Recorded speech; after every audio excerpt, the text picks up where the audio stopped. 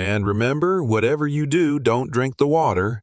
Zixnax blinked all four of his eyes in rapid succession, a gesture that on his home planet of Glorbulon Ix would indicate extreme confusion, mild indigestion, or an impending sneeze. In this case, it was definitely confusion. I'm sorry, Professor Kelclax, but did you just say don't drink the A water, as in E2, the universal solvent? The universal solvent? The stuff that makes up roughly 60 of most carbon-based life forms? Zixnax's voice carried a hint of what humans might recognize as sarcasm if they could hear the subsonic frequencies his species used for communication. Professor Kelclax's tentacles wiggled in what could only be described as exasperation. Yes, Zixnax. I know it sounds counterintuitive, but Earth's water is, well, let's just say it's not up to galactic standards. Their Planetary Protection Agency, the EPA or something, allows all sorts of chemicals and microorganisms to float around in it. It's practically a brew of potential. Death for our kind. Zixnax let out a burst of high-pitched clicks, the Glorbulon equivalent of laughter. Oh, come on, Prof. Next, you'll be telling me their air is toxic too. The professor's skin shifted to a deep shade of puce, the Glorbulon equivalent of a grimace. Well, actually, no way. Zixnax's laughter abruptly ceased.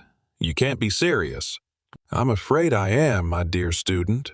Earth's atmosphere is approximately 78 nitrogen, 21 is oxygen, and 1's oxygen, and 1's other gases. The oxygen alone could oxidize your bloodstream faster than you can say cultural exchange program. Zixnax's epidermis began to ripple, a sign of growing anxiety. But, how am I supposed to survive? Why are we even sending exchange students to this death trap of a planet? Professor Kelclax's tentacles formed into what might be described as a reassuring pat on Zixnax's shoulder, if Glorbulons had shoulders. Now, don't panic. That's why we've prepared this guide. Earth may seem like a terrifying hellscape to us, but remember, billions of humans somehow manage to survive there every day. Plus, think of the research opportunities. You'll be the first Glorbulon to study humans up close in their natural habitat. Zixnax took a deep breath, which on Glorbulon Ix involved absorbing nutrients through his skin pores. Okay, I can do this. Hit me with the rest of it, Prof. What other normal conditions should I be prepared for? What other normal conditions should I be prepared for? The professor's skin cycled through a rainbow of colors before settling on a calm blue. Well, let's see. There's the gravity, about 2.5 times stronger than what you're used to. You'll feel like you're wearing a lead suit for the first few weeks. Oh, and the temperature fluctuations. Some parts of the planet can go from scorching hot to freezing cold in a matter of hours. Zixnax's eyes began to spin independently of each other, a clear sign of distress. Anything else? Maybe the ground occasionally opens up and swallows people whole. The professor chuckled, a sound like bubbles popping in a thick liquid. Oh, that does happen sometimes. They call them sinkholes, but that's relatively rare. No, the real danger is the humans themselves. The humans? Zixnax's voice rose an octave.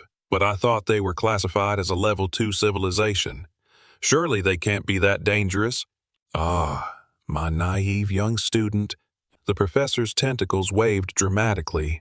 That's where you're wrong. Humans are. Well, there's something else entirely. They're fragile, yet incredibly resilient. They're capable of great kindness and horrific violence. Often within the same individual. They create beautiful art and music, yet also weapons that could destroy their entire planet. They're driven by emotions we can barely comprehend, and their behavior is often unpredictable. Zixnax's skin had turned to pale chartreuse, the Glorbulon equivalent of going white with fear. So you're sending me, a fresh graduate, to a planet where I can't breathe the air, drink the water, and the dominant species is a bunch of emotionally unstable, potentially violent enigmas. The professor's tentacles formed what might have been a shrug.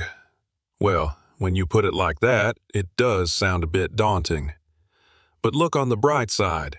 Zixnax waited for a moment, then prompted, which is, "Oh, right.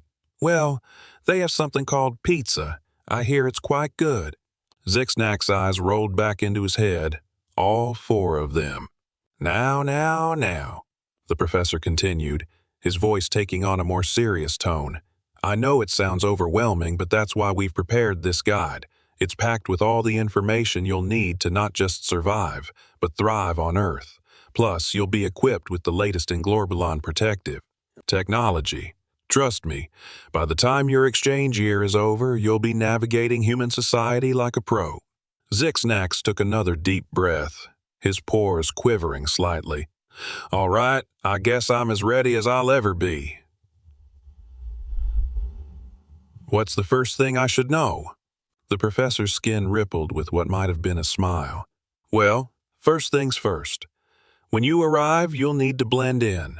We've prepared a holographic disguise that will make you appear human. Remember, humans only have two eyes, so try not to blink them independently. Oh, and they don't change color based on their emotions, so you'll need to learn to read their facial expressions."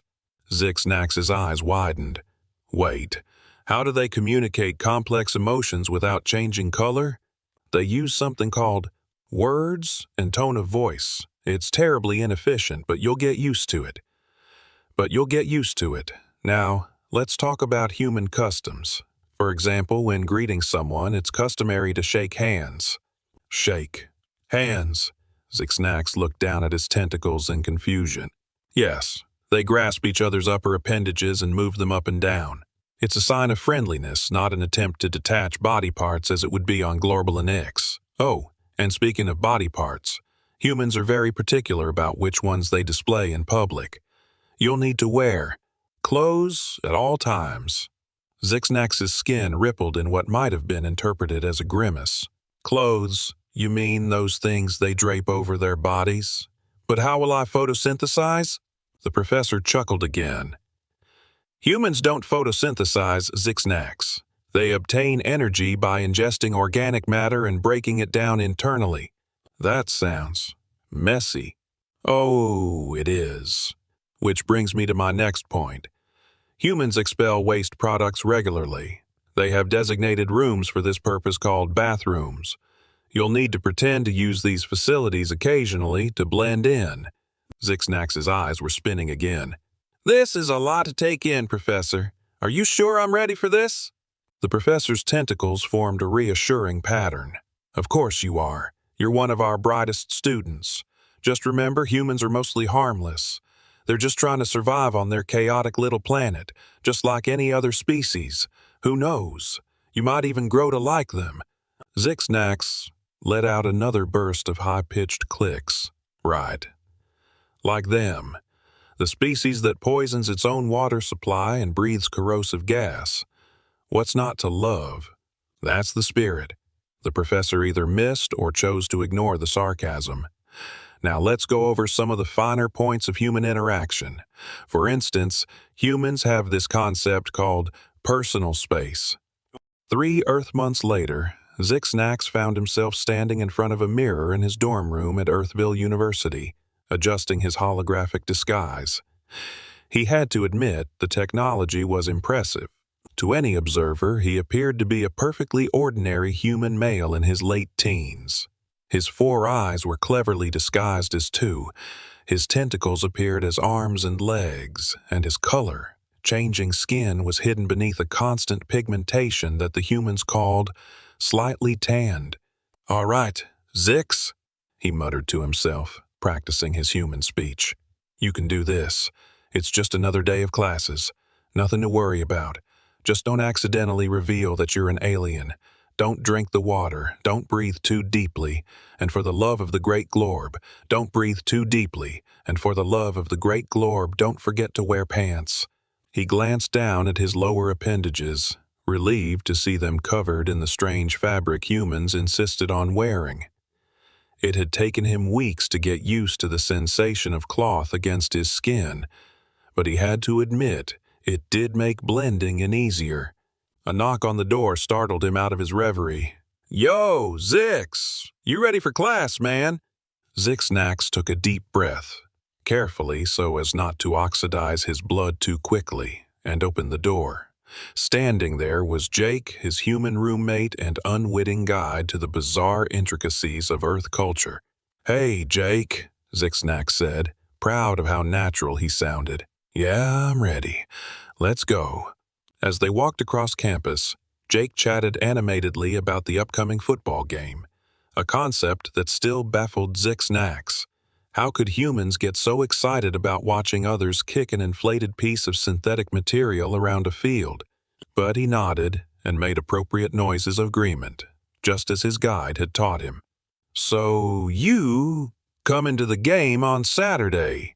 Jake asked, elbowing Zixnax in what he had learned was a gesture of friendly camaraderie, not an attempt to test the strength of his exoskeleton.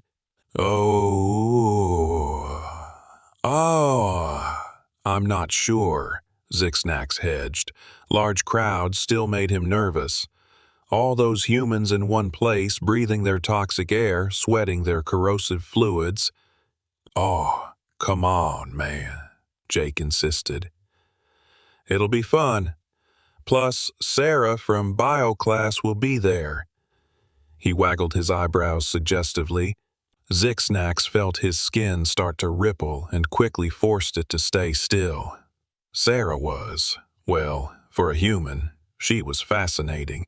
Her hair changed color regularly, apparently through the application of chemicals, not natural pigmentation, and her laughter sounded almost like the mating call of the greater Glorbulon warbler. Of course, any sort of interspecies relationship was strictly forbidden, but that didn't mean he couldn't admire her from an anthropological perspective, right? "Maybe," he conceded. "I'll think about it." They arrived at their first class of the day, Earth History 101. Zixnax settled into his seat, careful not to let his tentacles slip out from under his holographic arms. The professor, a portly human male with facial hair that never ceased to amaze Zixnax. "How did they get it to grow like that?" began the lecture. "Today, we'll be discussing the Industrial Revolution," the professor announced. Zixnax perked up. Finally, something he could relate to. Surely this would be about how humans developed clean energy sources and sustainable manufacturing processes. 2 hours later, Zixnax stumbled out of the classroom, his mind reeling. "They did what to the atmosphere?" he muttered under his breath. Jake, walking beside him, mistook his horror for awe. "I know, right? It's crazy how much progress we made in such a short time. Hey, you okay? You look a little green." Zixnax quickly adjusted his hologram. Oh. Just feeling a little overwhelmed. Think I might skip lunch and go lie down for a bit." Jake shrugged. "Suit yourself. More mystery meat for me."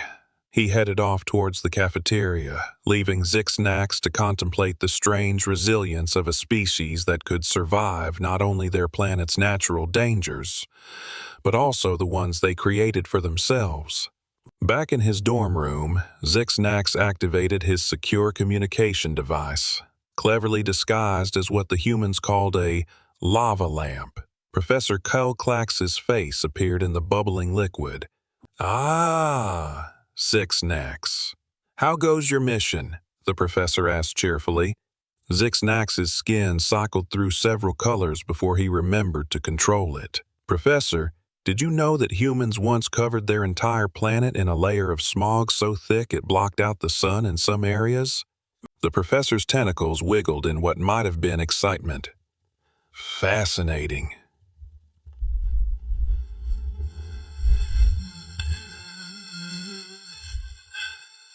"And they survived this?" "Survived it? They're practically nostalgic for it. We just had a lecture about something called the Industrial Revolution, and you should have heard them. They talked about belching smokestacks like they were some kind of achievement.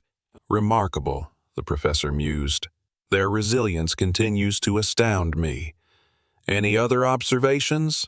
Zixnax hesitated. Well, there's this human female in my biology class. Her name is Sarah. She's interesting. The professor's skin darkened ominously. Zixnax, remember the primary rule of your mission. No fraternization with the natives beyond what's necessary for your cover. I know, Zixnax said quickly. It's purely academic interest, I assure you. Did you know they can change the color of their head, fur at will? Well, not at will exactly, but with the application of chemicals, it's quite impressive. The professor's color lightened slightly. Yes, I've read reports about that. Quite ingenious, really. Well, keep up the good work, Zixnax. Remember, you're not just there to study them. You're there to learn how they've managed to survive and even thrive in conditions that would kill most sentient species. There might be something we can learn from them. As the communication ended, Zixnax flopped onto his bed, his tentacles splaying out under his holographic legs. He stared at the ceiling, contemplating the strange, terrifying, fascinating species he was living among.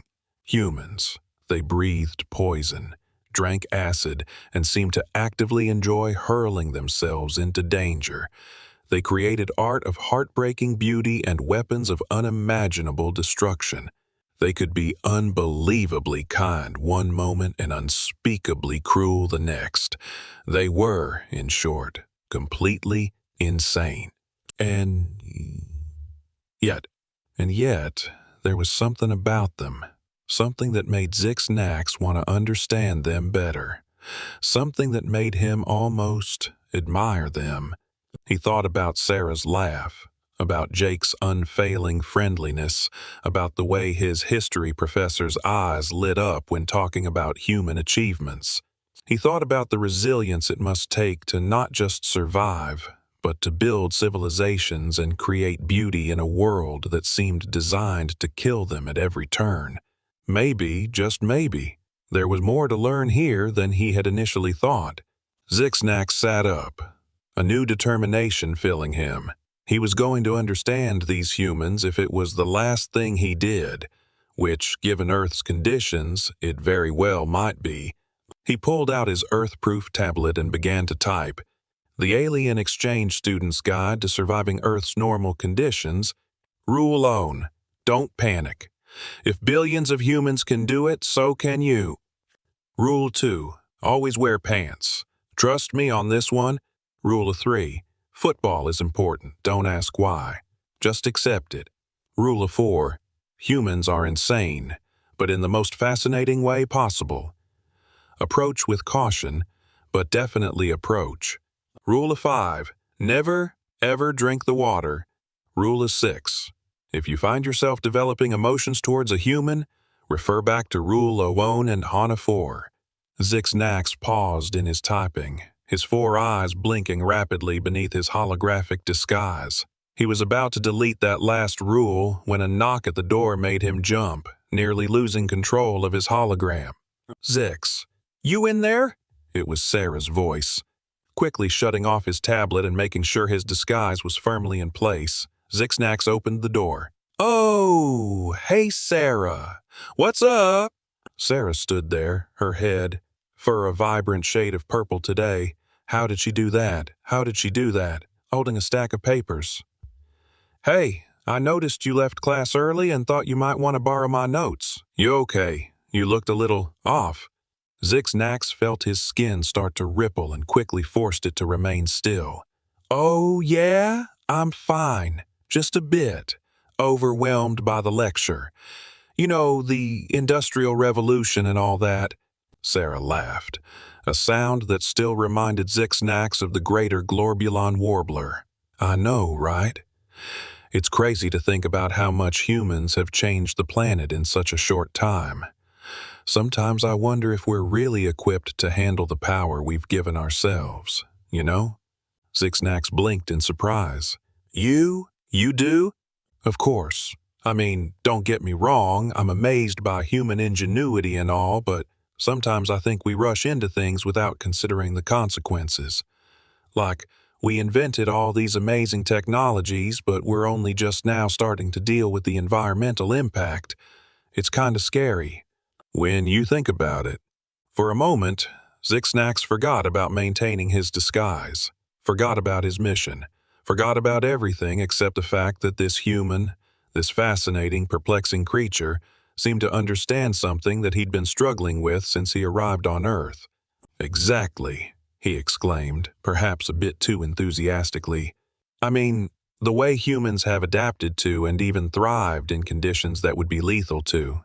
I mean, that seems so harsh, it's incredible, but also terrifying.